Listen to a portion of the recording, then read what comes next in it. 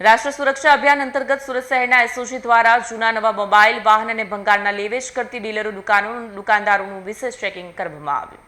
એસઓજીની ટીમોએ શહેરના વિવિધ વિસ્તારોમાં 366થી વધુ દુકાનો અને ડીલરોનું આકસ્મિક નિરીક્ષણ કરી ડેટાબેઝ તૈયાર કર્યો। વેપારીઓને ખરીદ વેચાણના રજિસ્ટર ફરજિયાત રાખવા, ગ્રાહકના માન્ય ઓળખ દસ્તાવેજો ચકાસ્યા વિના કોઈ સોદો ન કરવા અને શંકાસ્પદ વ્યક્તિ કે ફોનની જાણ તાત્કાલિક પોલીસ સ્ટેશનમાં કરવા સૂચના આપવામાં આવી।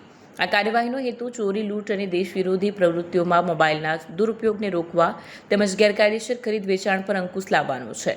સુરત એસઓજી આ અભિયાન ભવિષ્યમાં પણ સતત ચાલુ રાખશે। એક ડ્રાઈવ ચાલી રહી છે જેમાં જૂના વાહન, જૂના મોબાઈલ અને જે સ્ક્રેપ એટલે કે ભંગારના વેપારી હોય એના જે લેવેચના જે રજિસ્ટર હોય એમાં વેચનાર હોય તેના નામ, નંબર, સરનામા અને એના આધાર કાર્ડ, પાન કાર્ડ તમામ વિગતો અને લેનાર તમામની અપડેટ રાખવા માટે સૂચના આપવામાં આવી છે। આની ચેકિંગ ચાલી રહ્યું છે અને ચોરીના મોબાઈલ અને ચોરીના વાહનો એ ધાડ, લૂંટ, મારામારી અને રાષ્ટ્ર વિરોધી કૃત્ય જેવા ગુનામાં વપરાતા હોય આ ડ્રાઈવ ચાલી રહી છે। ખૂબ મહત્ત્વની ડ્રાઈવ છે અને આમાં જો કોઈ પકડાશે તો કડકમાં કડક કાર્યવાહી કરવામાં આવશે।